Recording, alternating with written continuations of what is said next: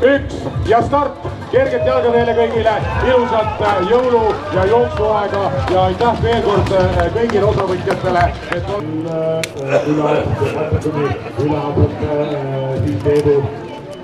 Leedu naabrite juures meile tulnud Marika Rooberg on vahetust üle andmas ja naistes maratoni distantsil Kaidi Vainumaa. Võistkond on 39 vahetamas ja Taavi on tulemas võistkond number 62 on vahetamas. Võistkond number 62 vaatame naistes numbri 79 Kaidi Vainumaa minemas. Nii, võistkond number 14 vahetamas.